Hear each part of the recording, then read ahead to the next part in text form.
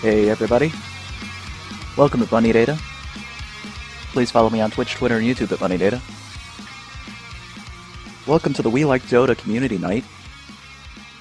We're doing a 10-stack custom lobby, all random deathmatch. Should be a lot of fun. If you're not familiar with all random deathmatch, each side gets a certain number of deaths. They share a hero pool. And you get random heroes, and every time you die, you come back as another hero with the same level as you previously had, and have to skill back up. You keep your items. Items are preserved. So it's really kind of an interesting set. There's a little bit of a preload because it has to load so much hero data, and that's what we're watching right now. But should be exciting. We did balance before we go. We've got a whole crew of different players and heroes here. So I'll try to run through them real quick. I'm not sure if they even know their lanes yet. We've got Gniel with a G on Faceless Void. We've got settebello on Omni Knights. SuckMahPuck on Bristleback. SuckMahDuck on Viper. ALittleGirl on Silencer. That's actually a pretty solid team right there. Interesting. And on the other side, we have... Oh, a puppy! Yes! Puppy Courier. Captain Trips from Team HD is on the Razor, quickly heading to mid. Evadin is on Rubik. That's probably going to be a fun one to play. Sinister is on Witch Doctor. Kylar is on Sniper. And I am missing somebody. Who am I missing? Karmanthanon is on the Beastmaster. Where did he go? I see. Yet to load in. There he is. GG, you win. Already called from Sinister. So, interesting. 30 seconds. Already the reports. Ooh, look at this. Already invading the enemy secret shop, but they are pinged out. They did get spotted by the Kylar, so he knows that they're there. I don't know if they saw him. They now have 3 heroes at top rune, aggressively invading the enemy jungle. And, yes, we're just going to ignore the scribbling on the screen. It's the polite thing to do. So they're definitely going to pick up the double bounty rune from top on the Faceless Void, and Omni Knight does pick up the bounty rune on the bottom. So a good start for Dire, picking up both of the bounty runes. Remember, the first bounty runes are both doubled for the first spawn. It looks like we've got a couple of heroes, lots of pings at bottom, a couple of heroes going in on mid here. We've got Bristleback, Silencer, and Viper looking for a gank on the Sniper, and it looks like they're going to go. Here comes an early last word on him, and they're going to dive for it. There goes Bristleback with his gross snot. Silencer's eating a lot of damage, but they're going to keep diving in on that. And he's... Oh! Viper's going to rotate in. Silencer's going to take the kill but fall to tower. Very aggressive dive. And wow. And you can see we now have a respawn, so we now have a Riki on the board. And let's see, what else got swapped out? We have Bat Rider on the board as well. And he's going to be in top lane. This stuff is so crazy to try to keep up with. And on the other side, in lieu of the Sniper, it looks like we now have a Troll Warlord. It looks like there's some fast action here. The Riki looking to go in on the Rubik. And he's trying to chop him down, but he's in trouble. Both Sinister and Evadin being right there. There comes the stun from the Rubik. And I don't know if he's going to fade in time. He does fade, but he's wandering in range of tower. He's going to regen.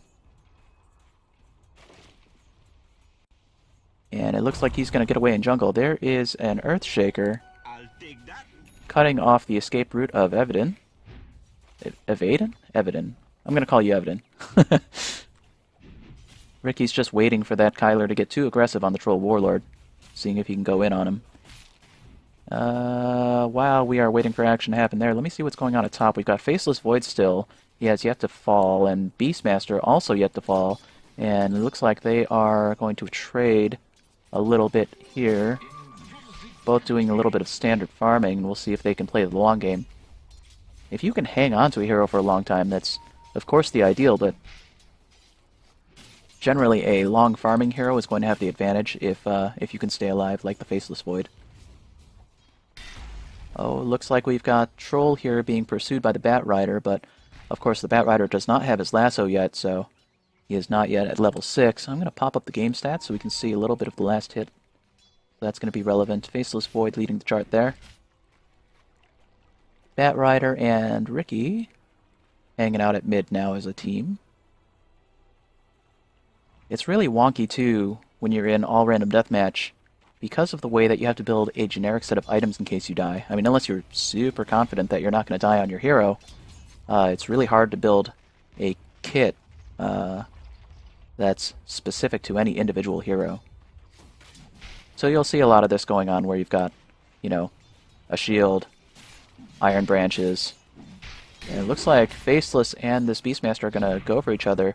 Faceless will go ahead and time walk out of it.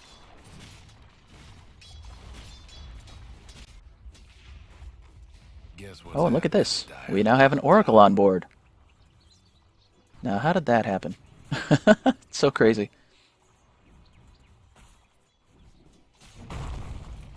And there's Earthshaker. Didn't quite trap the Troll there. It's a good try. Couple of pings at bottom.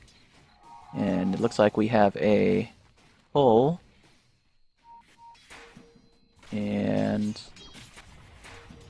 there are lots of pings on the Beastmaster for some reason. Oh, I see. He's got an attack coming in from the Oracle. The Oracle charging his stun. He's got him trapped there for a couple seconds. Gonna do a little harass, but Beastmaster's gonna walk away. Oracle's got such a strange kit. It would probably take me all game to explain it, and knowing my luck, he will die before I even get through the explanation, so I'm going to let that go for now and leave you guys to research that on your own. And here's Ricky going on Spectre. For some reason, we have a Spectre on the board now, taking up the role of safe lane carry. He's farming. Let's see what kind of items he has. He has a Wraith Band. It's not the worst type of item set to have if you just respawned into a Spectre. Hopefully that'll help him out. He is farming okay, but this is a very dangerous lane between the Bat Rider and the Ricky here. He does know Ricky's there, because Ricky is last hitting. And we do have two other heroes here being pinged. So these two playing in a pair. We've got the Rubik still on the board and the Witch Doctor still on the board. These guys playing very carefully. And there's that Ricky looking to see if he can go on the Rubik, no doubt. But Rubik is still at very high health, and he still has his stun and plenty of mana. There goes the smoke screen. And Rubik is wisely facing him.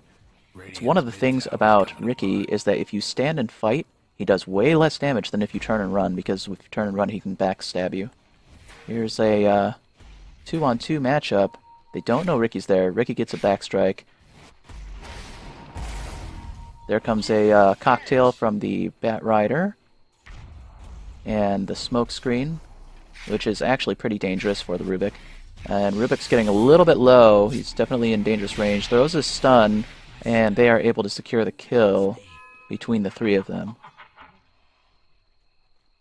If it wasn't all three of them there, then that might have been a trade. We've got Bat Rider hanging out here, tanking creeps for some reason.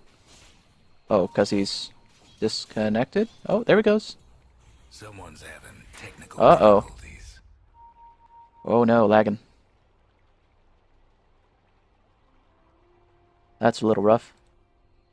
And they are coming back into the game. Technical difficulties, servers, so hard. See what kind of items we have as we go around. So wand, gauntlet, Faceless Void. He must have bought something and put something on courier. Because he has a net worth leading the chart at 2150. As it is, just in case somebody's watching, I am going to go ahead and change my settings to do an open mic. There we go. Okay, we're back in the game. That was a good leading stun. There's Faceless Void going in on him, but he's going to be able to whirl his axes and walk away. We do have two here pushing up at mid, and they're getting a lot of pings. Earthshaker is there to defend. And he's got a DD rune. I'm not sure if it just expired so that he had it, or if he actually popped it into that situation. I think it probably expired on him.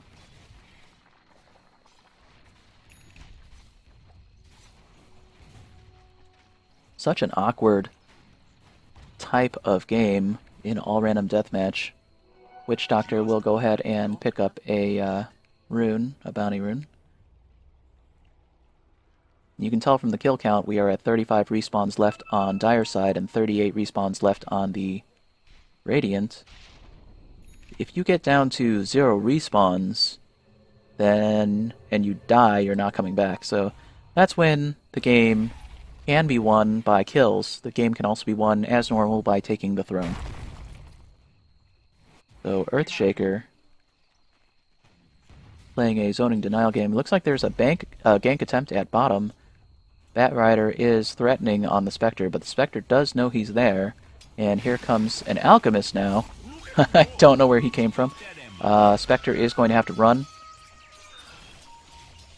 He's standing a little bit in the acid, but now he's in the trees, so that should keep him safe, especially with his dagger. He can always dagger deeper into the trees if he needs to, so he's in a safe position. Looks like Rubik picked up a bounty rune. He's being chased a little bit by Oracle here. Let's see if Oracle charges stun. He does charge a stun. He's going to go for it. So there's the stun and the damage.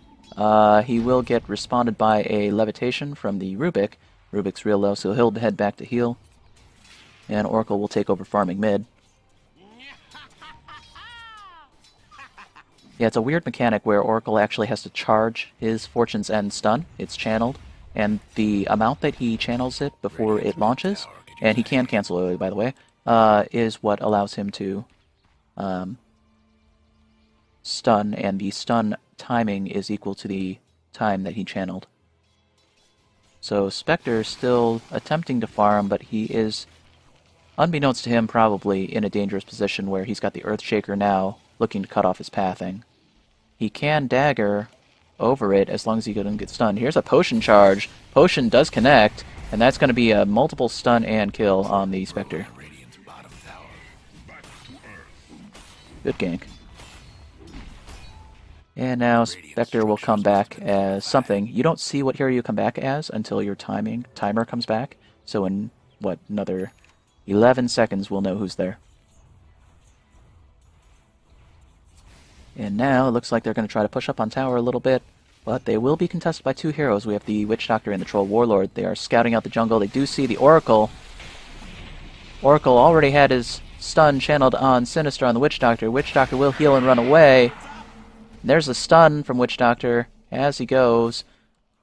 Kylar's going to go for it. Troll Warlord trying to secure that kill on the Oracle, but he's in a very dangerous spot with 4 heroes behind him. Doing a little harass on the Alchemist. Dire team is going to get out. He pops his ultimate so that he can run faster. And that means they are going to disengage there. Even though they had the numerical superiority, they didn't know it. And the wiser, safer play is to for them to have backed out. We now have a Wisp on the board for some reason. So bananas. There's a charge stun coming in on the Beastmaster. Beastmaster will get tethered. That'll increase his heal for sure. And it's a little bit tough for them to organize. Oh! Organizing their coordination is so difficult. Oh, and Earthshaker comes in with his ultimate. He is able to Echo Slam the Beast Warlord right to death. Wisp will fall shortly after. Nowhere to run. And so much fire from Batrider. So Radiant will lose 2 heroes on that exchange, now being down to 37 respawns left versus the 35 on Dire.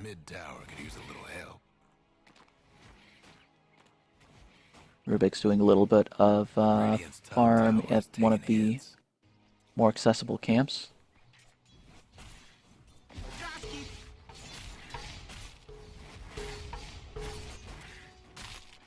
Looks like everybody's back in farming mode at the moment. Bat Rider has Tranquils and Sage's Mask. Let's see what's going on here. Faceless. He's got Midas now, so he's going to go for it. He's going to try to build up into something that suits a Faceless Void. He has not died yet, so that might be the right play. He is up against a Drow Ranger. And you'll notice that we haven't seen Drow Ranger before, but she has come back in at level 7 and has skilled her skills appropriately. It's funny how your choice of build changes a little bit when you come into All Random Deathmatch 2. Sometimes you just skip earlier skills that you might otherwise take. Here's a Bat Rider. Bat Rider still does not have Lasso, but he is chasing that Witch Doctor deep into enemy territory. This is a very dangerous place to be. He's backed up by Oracle. Oracle will channel a stun. She hits the Troll Warlord. But will it be enough? There is a counter TP coming in. Oh, and Oracle gets caught and killed. And Bat Rider's in a really tough position now. He's trying to juke around the trees. He's evading him a little bit, but oh, so low. He will get caught by the ranged attack of the Troll Warlord at that point. Radiant's bottom towers seen better days. Radiant did a nice job of cutting off their possible escapes at that point and coming in for the fight from all directions. And now we have a Bane and a Pudge on Team Dire. Dire's mid tower won't last much longer.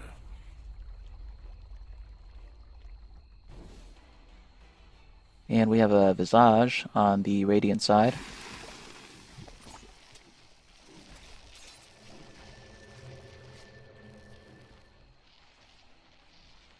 Visage is a very strong support with a very high skill ceiling and a medium amount of micro. Here comes a potion charging on the Alchemist. Bane is following up. Let's see if they can... Yeah, he's going to go ahead and sleep him.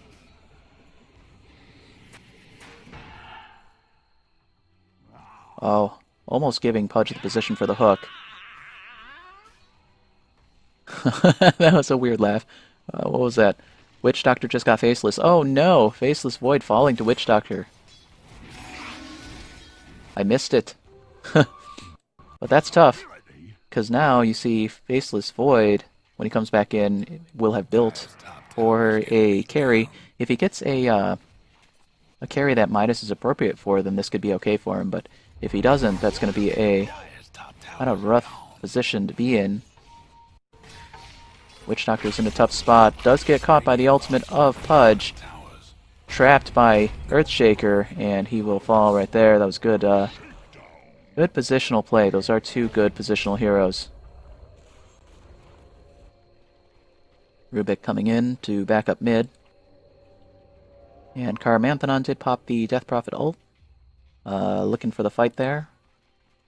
So Dire was lucky to have moved back from it before engaging more widely. Bane is looking to get back out, but he's going to get caught by the Death Prophet. Death Prophet able to span her Crypt Swarm. And a couple of hits just to harass, but Bane will safely walk out. That is one thing about the Death Prophet. She doesn't have any real lockdown, so... Although she's a nuker, she will need some assistance from some teammates in order to lock the enemy down into teamfight, translating that damage potential into kills. We've got Troll and Death Prophet, and... Oh, look at this. A Skywrath Mage taking over the Radiant safe lane. And we've got an Ogre Magi now. And still that Rubik. And on the Dire side, still got the Earthshaker. Oh, we've got a Huskar now. Interesting. So that Faceless Void with the Midas translated now into a Huskar. Not the worst transition. Huskar is not really a late game carry, but I'm sure he'll still benefit from the farm.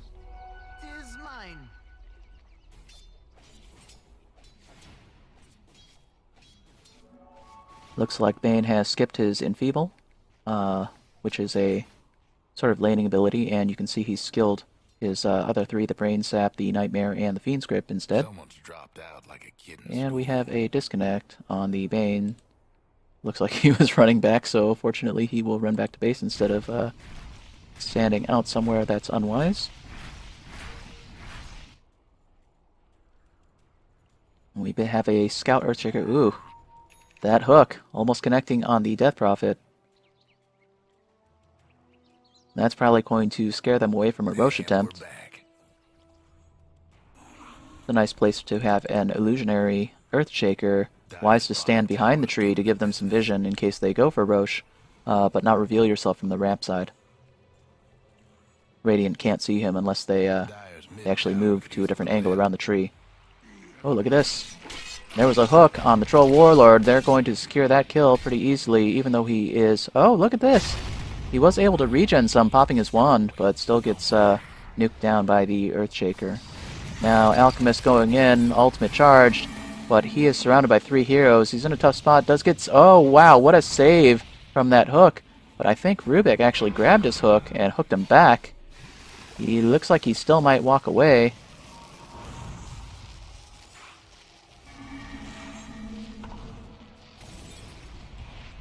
And they are able to nuke down the Bane on the way out. Nice clutch play by Rubik, using his spell steal to full Radiant's top effect. tower's in bad shape. Now he has Acid Spray. You are too kind.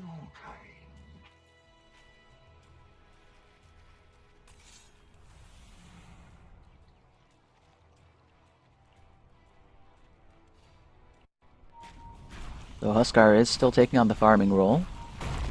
And we have a little bit of action at mid with Earthshaker. Earthshaker and Rubik, I think those are the only two heroes not to have died at all this game yet. Earthshaker is able to grab a rune and run away. And it's going to be a regen rune. He has a Force Staff on him.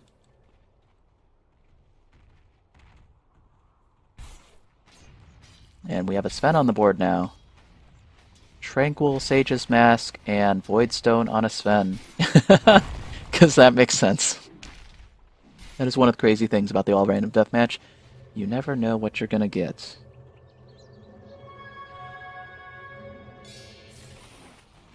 And Skywrath Mage has a Midas. Because why not? Radiant's mid tower's coming apart. Radiant's Death gone Prophet to fortify Tranquils. their Sure. structures. Radiant's mid tower Night Stalker's needs a item progression seems to make some amount of sense so far. Fire's pushing up on mid tower, but the response is going to be too strong, and they know to get out right away. But they did make Death Prophet pop her ult, so she won't be able to use that to siege for a little while until cooldown comes off. That's four in a row. We have a Blink Dagger now on the Rubik. Rubik is able to blink out from that. Is able to hook the Sven. Sven's in trouble. Does get telekinesis and thrown back. Oh, but he is able to... I think somebody Force Staffed him so that he could make his escape. That's a cool ward, by the way. Alright. Oh, and that's a rough place to be for the Night Stalker. Radiant's mid tower Will fall to that. Ogre Magi also getting chased, but I think he'll walk away unless he gets life break here. Nope, he will walk away. It's one of the favorite tactics of the Rubik to hang onto a hook. Hook being such a strong utility type of skill and having so many applications. Earthshaker with a haste rune is charging in. Did pop his bottle. Looks like he's going to go for, oh, an ultimate right there. And the team is going to back him up, trying to get the Rubik. They aren't able to do that, but they will take a tower. Radiant's mid tower ain't doing so good. And there is an Enchantress now on the Radiant side. There's a multicast on the Alchemist, but the Alchemist is in his ultimate form, so when the hook just misses, Rubik hook that is, just in case you were wondering. Enchantress does get locked down enough, she will fall, and there's a life break going on Captain Trips. Oh, poor Captain Trips. Now we have a Wind Ranger from Kylar. His power shot will nail all of the heroes, but they still have a good amount of health.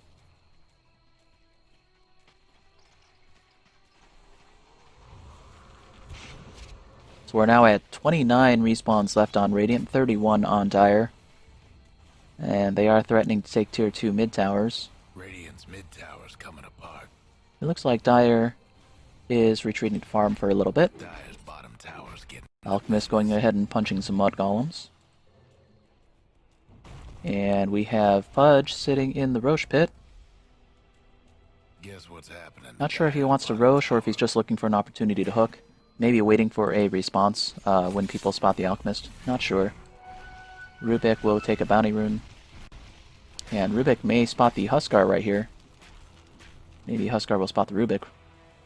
Nope, neither. Rubik is going to go on the Sven. And that was a nice telekinesis into Mystic Flare. A good way to utilize a skill that really needs them to be locked down in order to punish them with huge damage. And catching one out is the way to go at this stage of the game with the Mystic Flare.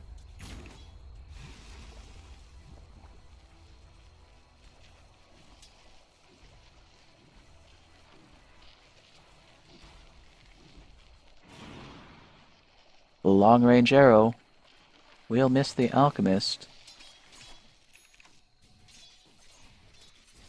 We have a Lich on the Radiant side now. Oh, and there's a Blink Initiation from the Earthshaker, which will spell the end of that Lich. A very short-lived Lich, unfortunately. Here we go. Mirana rotating to see about defense. But the Dire are satisfied with the one kill and will fade back. Fudge still looking for a target. Probably got bored of waiting in the Roche pit, so that's the one thing when I play Pudge I get antsy. Like, must find kill. So he's hiding in the darkness of the trees there. We'll see if he can find somebody, but it looks like Radiant is all in different positions, mostly mid and top. So I'm not sure he's going to find anybody anytime soon. There's that Blink Initiation once again from Earthshaker, and oh! Looks like they will pick off that Skywrath. Yeah, Earthshaker will walk away. Radiant's bottom tower's seen better days. I think there was a Luna in there somewhere, which probably explains why the, Oh, and here's another fight. Oh, nice. That Earthshaker again, using his positional ability, but oh, this is a tough fight. It looks like they are going to take down the Mirana, and there is a hook on the Wind Ranger, surrounded by 3 heroes. Even with her Great Escape ability, she's unable to get away from that one. And Pudge barely walking away, able to use his bottle, and now he's got his Tranquil Boots, which will activate in a minute. I think they're active now, actually. Allowing him to regen. It looks like there's a charge now on the Rubik. Look at this. There's a Spirit Breaker on the board, charging in. He's still going for it, still going for it. Charging a potion, but he blinks away. He will get caught by the potion there, and the charge will come in. He's going to go for it. There's Earthshaker to back him up. And that will spell the end of Rubik for the first time this game. Good gank, and good follow-through. If that had been just the Alchemist or just the Spirit Breaker, I think he would have gotten away from it. There's another charge going in on the Vengeful Spirit. The Vengeful Spirit, trapped in a rough position, will fall. And at this point they will take bottom tower. There goes Radiant's bottom tower. Radiant's top tower's hurting. And I think they'll be satisfied with 1 tower. And Dire moves off to go farm. There's another charge, though. He is charging... Where is he charging? Oh, I see. He charged an illusion. So, went off to mid. Won't find that to be too profitable, but still, what was that? Interesting. I thought I saw a splash. What was that splash from? You have a Kunkka or something? No? Interesting. Alright then. Well, whatever. Maybe I'm just seeing things. It's so hard to keep track of all the heroes now. Oh, it was probably one of the illusions from the Naga Siren. That's what it was. Oh, and Earthshaker is looking to be aggressive, but they do spot him out and ping him. There is a lion on the other side of the board. He blinks in on the Naga. He's going for it. He's got a stun on all of them. He's able to force staff his way over the cliff. Good escape. Nicely played. Looks like Pudge was going in to assist, but do get Siren Song. There's a Phoenix on the map now. Spirit Breaker moves back, but he could charge in at any moment. They're still fighting here. Oh, and we do have a frog. Oh, and Phoenix with his big heat ray. And he does attempt to use his Icarus dive to get away, but cancels it in a rough spot, so... And now we've got a Shadow Fiend on the map for some reason. Oh, nice. Good precision on his Shadow Raises. Will spell the end of that last hero. I can't even keep track of everybody anymore. Alchemist still hanging in there, still farming. In ultimate form, making quick work of this tower's health. Radiant's mid tower could use a hand. And the duo of Earthshaker and Alchemist will take the tier 2 mid tower on the Radiant side. Probably be satisfied with that and move back.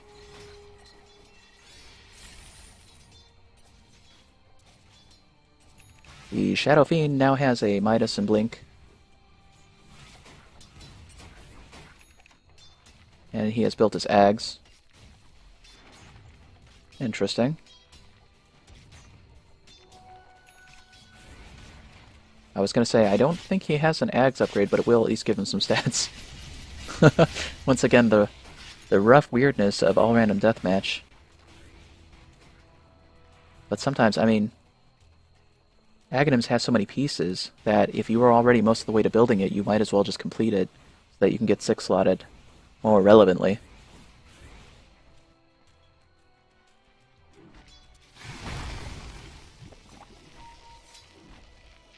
I have a feeling he was targeting Ags back when he was Rubik, but now it's just going to be a stat item for him. We have a Jakiro on the board. There's an Ice Path. It does miss the Axe, because we have an Axe for some reason.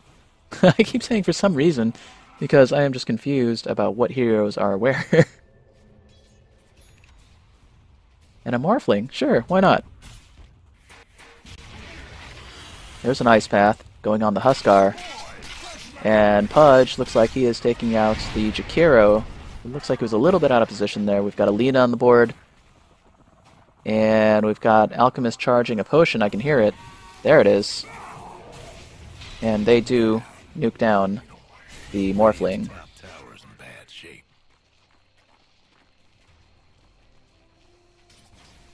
Creep's pushing up on Radiant's top tower now, drawing 3 heroes in response.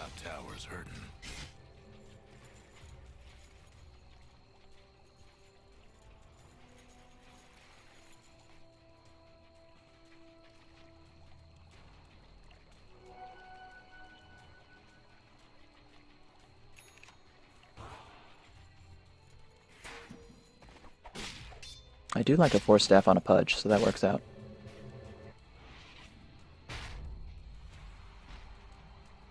Let's see what Lina has here. Whoops, if I can target her. There we go. Okay. Not a lot to help her at 30 minutes in. The Wand and the Treads remain relevant, but other than that, we have a Pudge here who's going to have a Tidehunter go on him. And a Chaos Knight. The Chaos Knight actually has some relevant chase ability, but he's not going to catch up to him in time. Earthshaker positioning for a response. And we'll back out right now.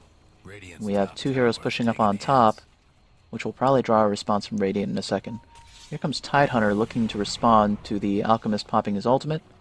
Alchemist is going for the potion on the Lina. Here comes Tidehunter, but they don't know the Earthshaker's right there. Earthshaker throws in his Fissure, and then is able to blink in, making a big difference in that team fight.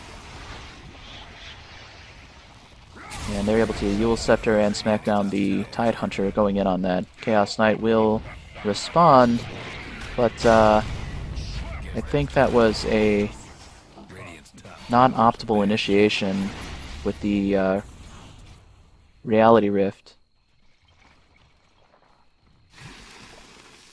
If I recall correctly, I think it's better to pop your illusions first, and then do the Reality Rift. Doesn't he have some way of... Yeah, he has Phantasm. Okay, yeah, right. It's been a long time since I've seen a Chaos Knight. There we go. And Nature's Prophet will tree the Earthshaker. He's going to shoot him up some, but Earthshaker able to Force Staff his way out. Oh, now with a Dagon, right? Who had a Dagon? Oh, Nature's Prophet had a Dagon, but he will fall for his trouble, allowing Earthshaker to walk away with less than 100 health. And Sinister has reported him. Good then. Huskar versus Slark. Huskar is going to walk along with him because that cloud's not going to last. He's going to be in trouble here. He's in the trees. He's stuck in. Can't get past the fissure. And Huskar is able to finish the job. And those fissures are brutal. We have a Tinker mid now, who, because of problems in all random deathmatch, does not have a Boots of Travel. So that's going to be a really awkward hero to play. Huskar is going to take the Radiant stacked Ancients. We have a Broodmother now, because why not?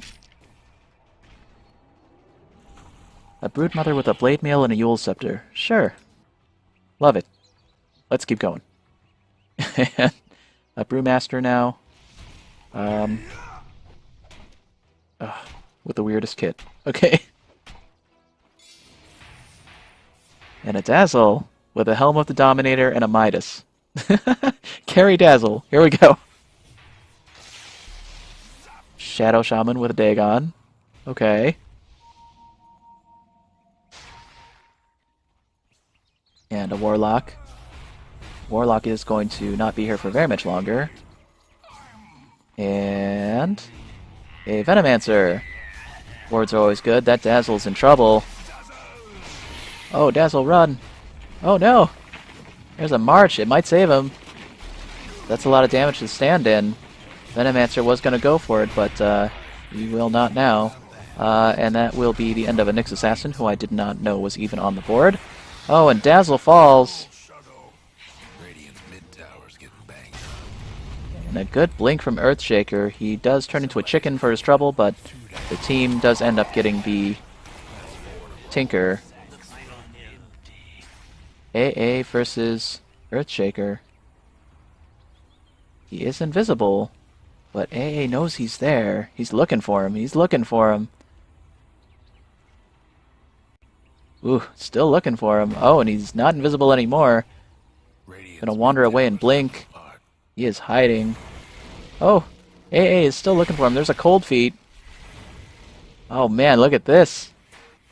And he's able to finally take down the Earthshaker.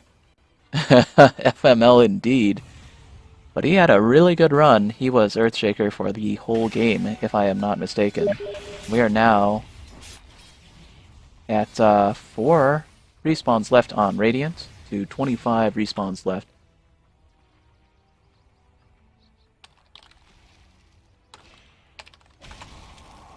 Radiant's top tower's in bad shape.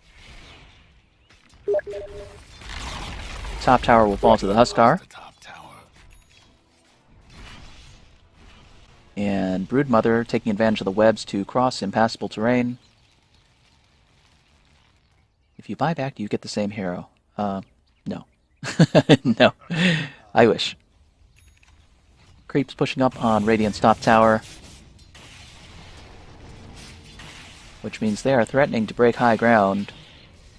Dire does have the advantage both in kills and in space in terms of map control. So this is going to spell a number of problems for Radiant. Let's see if they have the kit necessary at the moment to get back into this game.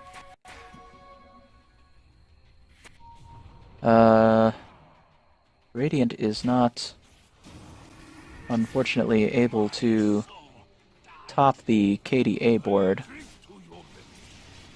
And that's going to be a rough position for Karma on Ember's Spirit. Getting mulesed a lot. And doing his best to escape with his Fire Remnants, but really, that was just a tough place to be. And I heard... There we go, there's some cogs on the Disruptor. Oh, the positional hero getting caught by position.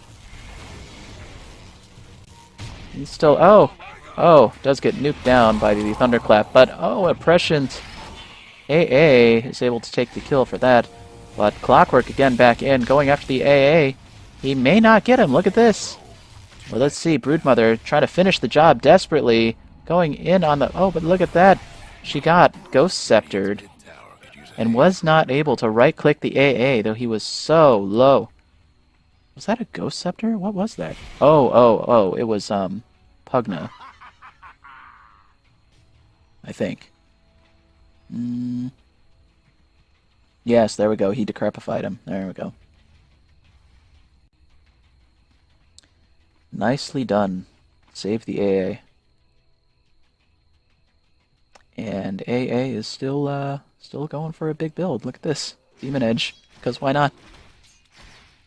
As long as you already have Helm of the Dominator and Aghanim Scepter. And actually, Aghanim Scepter works really well on the AA, so he is lucky to have that.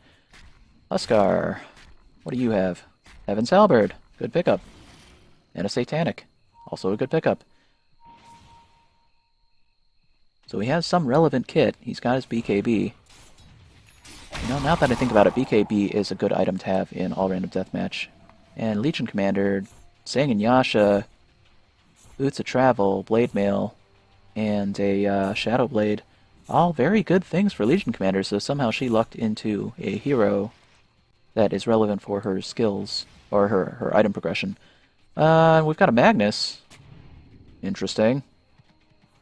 Support Mag. Here we go.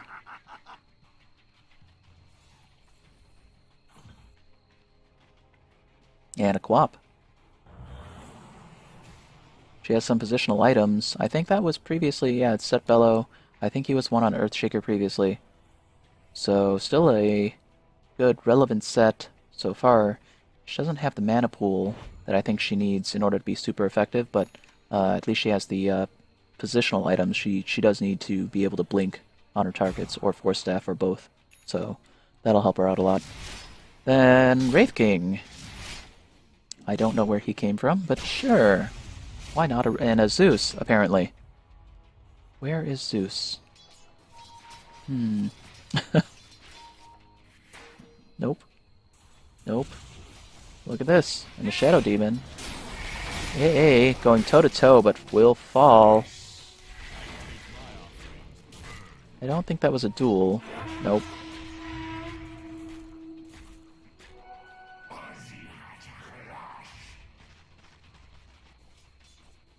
There's the Quap. Where is Zeus? There's Zeus. And Zeus grabs the Invis. Okay. So it looks like they're threatening mid, but... Oh, look at that. Techies traps. Just when you thought it was safe to play a game without techies, there are bombs on the board. Oh no. Disconnection. Oh, you have to be kidding. Let's try to reconnect. Oh, Valve. You are too much. Apologies for the server instability issues. But we'll get back into this just as quickly as we can. Quite an exciting all-random deathmatch so far, actually. Much hilarity for sure.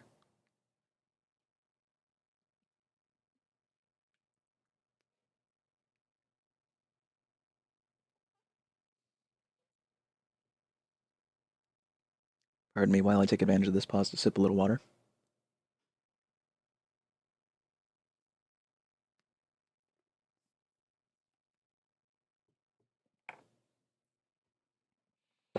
And hopefully I'll be able to load back into this game so we can see what's going on exactly. Any minute now, I'm sure. Game is paused. Oh yes, thanks for the wait.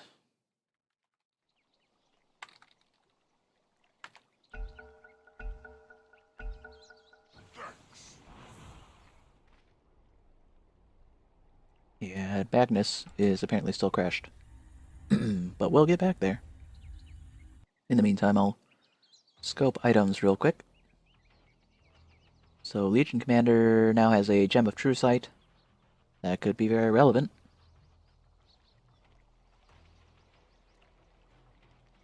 Quap has a DD. Also very relevant. She's such a heavy nuker that that can only help.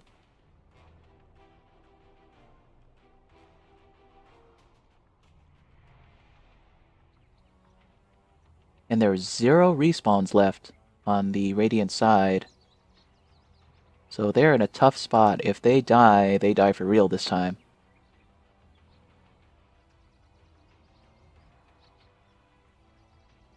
Techies has a Soul Ring. That's relevant. Oh, it's 40 minutes in, so he'll be able to have a game effect by defensively placing his bombs. But it's still going to be a tough game. Pugna has Dagon 5.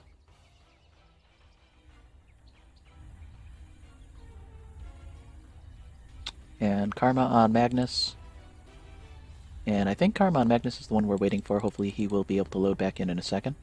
But he does not have Blink.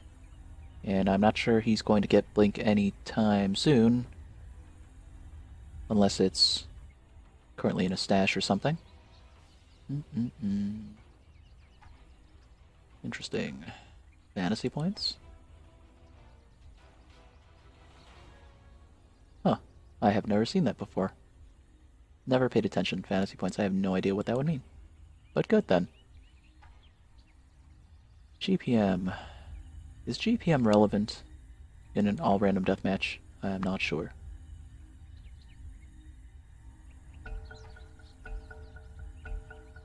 Alright, carry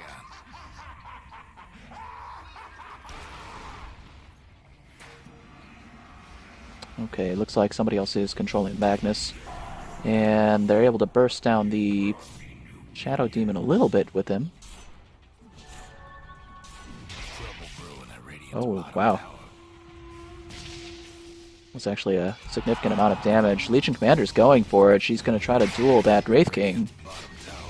And he will fall. And he will come back. He is out of lives. So if he dies now, he dies for real. Oh, and trapped out.